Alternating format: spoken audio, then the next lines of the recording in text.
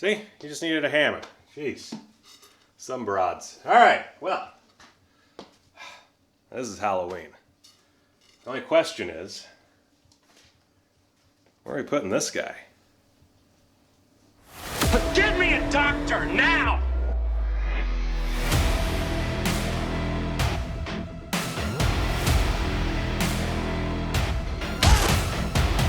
I met this 6-year-old child with this blank, pale, emotionless face.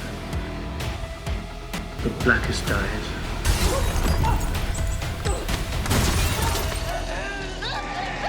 The devil's eyes.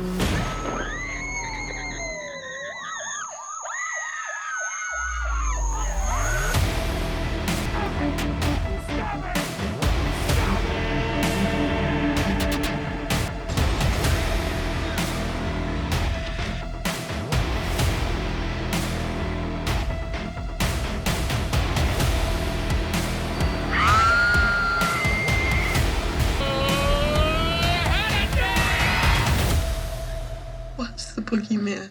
As a matter of fact, it was.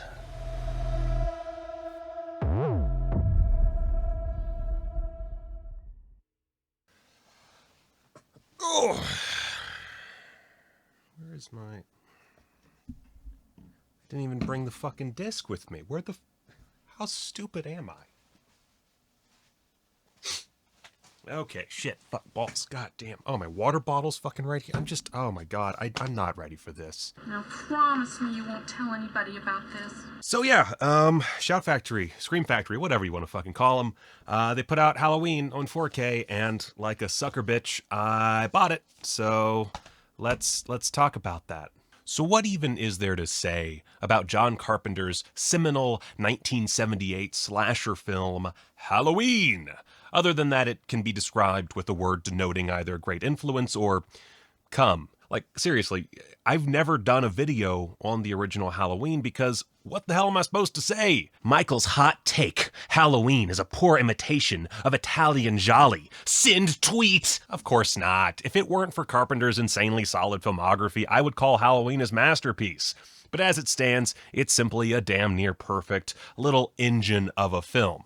There's no filler, no bad performance, although these ladies are not exactly Stanislavski's best, and between a wonderful early use of the Steadicam, or whatever, the glide, no, it's oh, it doesn't fucking matter. Mixed with Carpenter's old school influences and that absolute banger of a score, there's very little negative to be found here. Sure, you could be a pedantic Pete and point out how obvious it is that they do not have proper leaf coverage to pass for fall, or for Los Angeles to pass for Illinois for that matter, but that's the kind of shit a teacher in Film 101 will slash your tires over, so fucking knock it out. Who fucking cares if the leaves aren't perfect and it's the fucking green inferno outside Laurie's bedroom windows? Look at this fucking amazing mask. Best thing William Shatner ever did. Outside of the Devil's Reign, of course. That shit was tight. And hell, I'm not even going to give a plot synopsis here. I'm not. It's Halloween. If you don't know what happens, fuck it, you watch a movie. What exactly is it, though, that makes Halloween so great?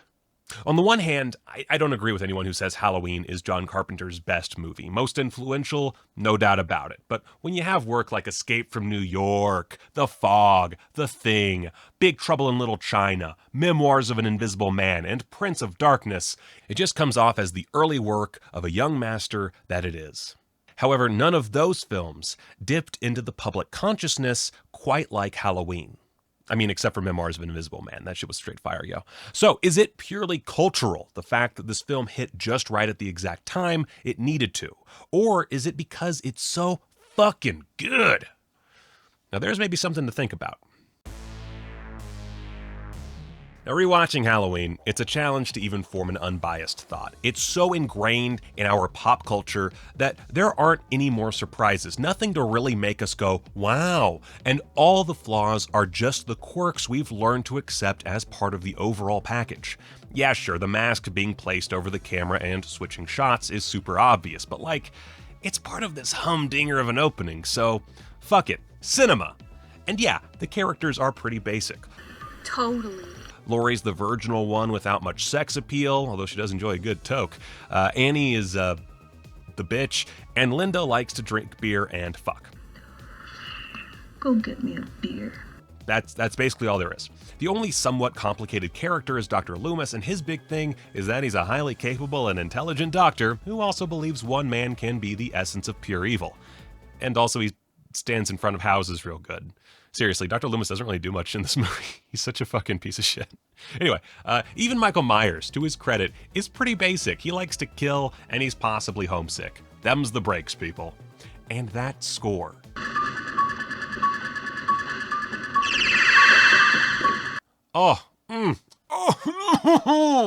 Just as simplistic as the characters. Carpenter had a few days to do the score, and remembering his father teaching him 5/4 time on some bongos, he basically just transplanted that knowledge to a piano, and bada bing, bada boom, you got yourself the most iconic score in horror history.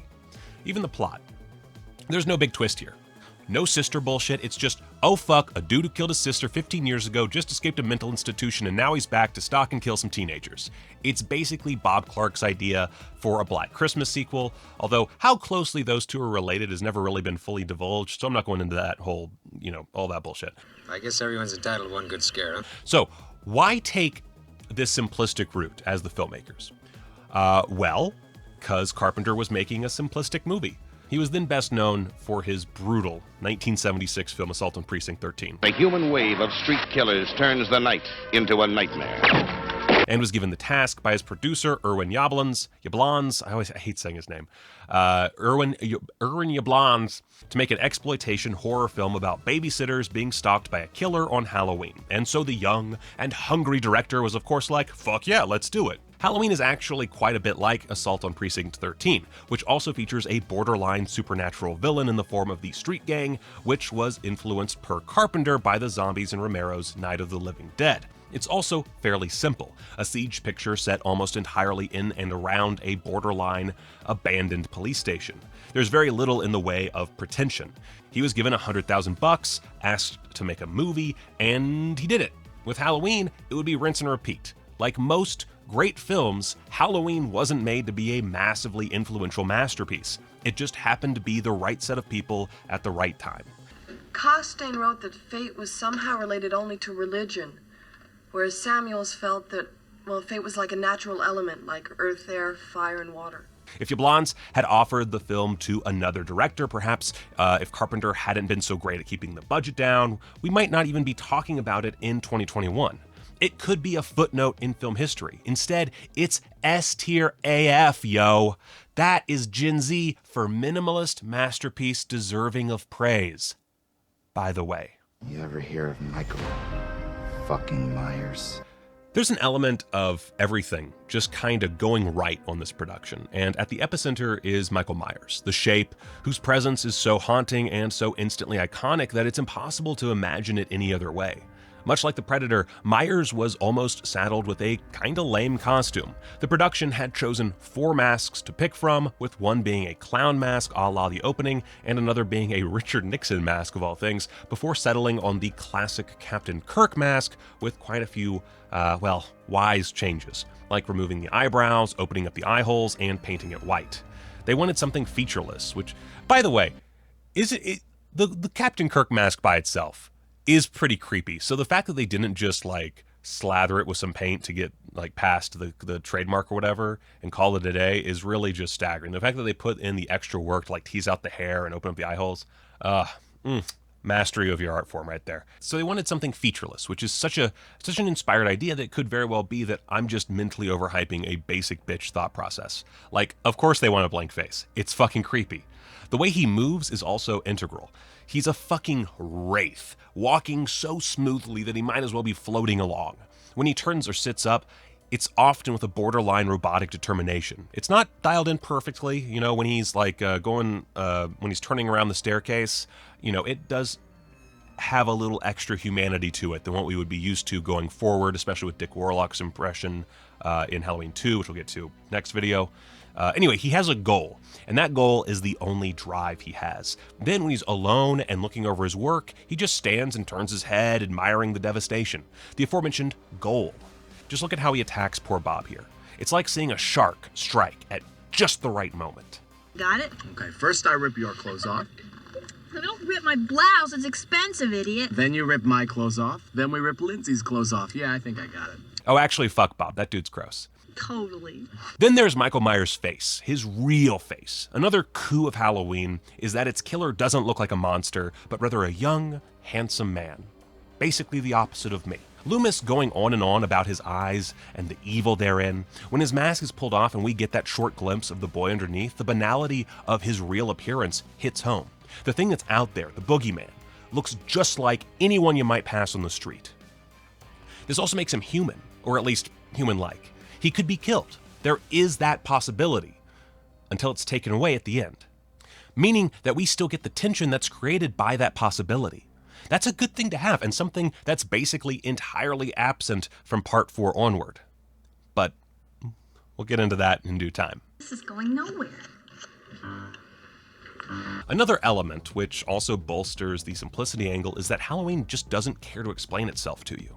The biggest issue I have with the sequels is that they try so hard to explain why Michael is evil and what is causing him to do those things, and really, who fucking cares? The horror of Michael Myers is that we don't understand him, just like Loomis doesn't understand. Sure, we can assume that he kills his sister Judith because she's having sex with her boyfriend. Big no-no material right there. But is that the reason? We don't really know. No one ever says outright that she's killed for that reason, or that this is what set him off. In fact, we're sort of led the opposite direction when Loomis describes Michael's evil and his staring at the wall back at the asylum. It seems really unlikely when you take 2 minutes to think about it that a little good-natured intercourse between teens would be the origin of true evil, you know? Perhaps it triggered his inner killer, but Kiddo is way too fucked up to just be sad his sister got it on. Plus, I mean, honestly, this is an exploitation picture. They needed fucking. That's really, like, if we're gonna eschew all the extra bullshit, it's just they needed some fucking and some tits in the movie, that's all. Anyway, besides that, why go after Laurie or even Annie? Linda and Bob make sense in the context of Michael as a killer of promiscuous young people, but the other two don't even touch a boy their age. Perhaps it's just their interest in boys and the fact Annie is leaving Lindsay behind to pick up her boyfriend, but I think the only real solid argument is that he wants to kill teen girls like his sister. That does make sense and is probably what Carpenter was initially going for when he and Deborah Hill whipped up their first draft. Teen girls should be afraid. There's a killer out there. That's good shit for an exploitation picture. Still though, why them specifically? Well, it's because he picked them. And if we're going behind the scenes again, you need young, attractive women in danger. That's gonna get butts in seats. Anyway, there's no sister angle, and it would seem that the reasoning is that Laurie dropped off that key to the Myers place, and upon following her, he saw these 3 girls walking down the street and decided, yo, Doc, those are my playthings for the night, which is, frankly, horrifying. He was destined to his own fate. And if the music cueing in during the lesson on fate is any indication, it's not too hard to figure out what the shape represents. In the end, what happens to Michael Myers? He's shot, falls off a balcony, and continues into the night, presumably racking up even more victims. The nightmare never ends. And if it does, you won't know, because the boogeyman, a symbol of fate, is always out there, a perpetual danger you cannot escape. Now, culturally, Halloween would be nothing without the films it inspired. By itself, Halloween is a pretty mean little engine, not quite up to the repeat thrills of, say, Jaws or the Texas Chainsaw Massacre, but nonetheless a creepy slice of holiday horror that takes a few elements of films like Black Christmas, Westworld, The Town That Dreaded Sundown, Alice, Sweet Alice, and possibly Peeping Tom, amongst others, and whittles them down to the bare essentials. I'd even go so far as to say that Halloween by itself would be even more frightening now if it weren't part of the cultural lexicon. That lexicon, however, does deflate it somewhat. Once you've witnessed that many cash-ins on the same property, it almost always starts to take away from the original, especially if you can't one-up it. As you'll see in this series, I don't think any sequel ever did. Friday the 13th, on the other hand, a very obvious ripoff of Halloween set at a summer camp, works not only because it's just a fun little riff, but also because its sequels are often superior to the original Friday the 13th, not to Halloween. If you look at part 6 of either franchise, you'll notice a pretty big disparity in quality. Jason Lives is often cited as one of the 2 or 3 best of the series, while Curse of Michael Myers is... well, it's got Paul Rudd. And hey, you know what Halloween inspired. I don't need to go through the whole list. Terror Train, Prom Night, Nightmare on Elm Street, Slumber Party Massacre, Scream. It just goes on and on and on. It even branches. Friday the 13th is, as I said, a direct descendant, which itself spawned all sorts of imitators. Just think, we wouldn't have the glory of Sleepaway Camp without Irwin Yablans asking John Carpenter to make a cheap exploitation picture about a bunch of babysitters getting whacked by a maniac. It's like studying an advanced ecosystem. It's fucking beautiful. So I guess my final judgment on Halloween, not that anyone fucking asked, is that it's pretty damn great, and taken on its own merits, works perfectly without its cultural impact. Is it flawless? No. But to ask that of a film is to drive yourself insane, and also sound like a massive douchebag. Is it perhaps overly heralded due to the cultural cachet? Almost definitely, but that's basically any genre classic. Just go ahead and ask Twitter if Citizen Kane is overrated. To my eyes, it's an indisputable masterpiece any way you cut it, but that level of cultural impact is always going to have a flip side. So anyway, that's Scream Factory 4K. I know that's really why you're here listening to me ramble on about this art bullshit. Well, the 4K is good. It's good. As much as I rag on Shout for their business practices and overpriced low-effort releases, when they put their A-team on a project, it pretty much always turns out pretty good to great.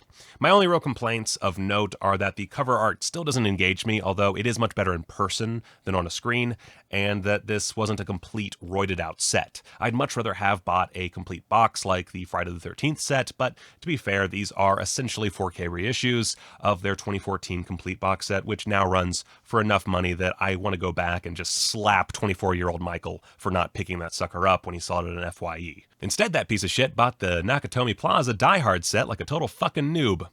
It's right there. See that? See that thing? Useless. Now, it should also be noted that this is the second time the film has been released on 4K, but this time with a new 2021 scan with supervision from Dean Cundy, although the differences from the 35th anniversary Blu-ray appear to be pretty minor, with that release also having his supervision. My understanding is that the old 4K was also based on this preferred version, but I never owned that copy, so either way, I like his preferred, much cooler and often desaturated approach, but if you're nostalgic for the old color grade, that is included on one of 3 discs we're given. One UHD, 2 Blu-rays, with the UHD containing just the 2021 scan with a new Dolby Atmos audio mix, as well as 2 archival commentaries, one of which I believe was done for the 35th anniversary edition. Also, you can change the cover art. I totally forgot to do that. Oh, look, watch this. Oh my God, this is so... Up. There we go. There we go.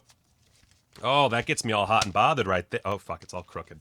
Ah, shit. Ah, shitty fucking cock son of a bitch. Fuck. Come on, get in there. Get in there. Come on. You got it. Yeah, you dirty bitch. All right. Yay, Halloween. Good art. Look at that. That's good art. Fuck yeah. As for the rest of the extras, it's a nice little collection. I would have liked to have seen some more new extras, especially for such a legacy title. The only new special features are a newspaper ad still gallery on disc 2 and the broadcast television cut on disc 3, which is definitely, a fun little throwback, fair enough. Obvious additions like The Night She Came Home, following Jamie Lee Curtis as she gets into the convention side of things, and Halloween A Cut Above the Rest are also included. The lack of new interviews suggests that there were problems behind the scenes, be it with the studio or the pandemic, but you know what? Whatever. As much as I would like more new extras, this is more than serviceable in its presentation. So, great job, Scream Factory. I'm very excited for the re-release in 5 years. And as for the film itself, you know what? At the start of this video, I asked what there was to even talk about with Halloween. And here I am feeling like I could go on and on, actually. Maybe there is some water left in that well. But that's going to have to wait. I've got 11 more fucking movies to watch. So while I do that, hey, go watch a movie.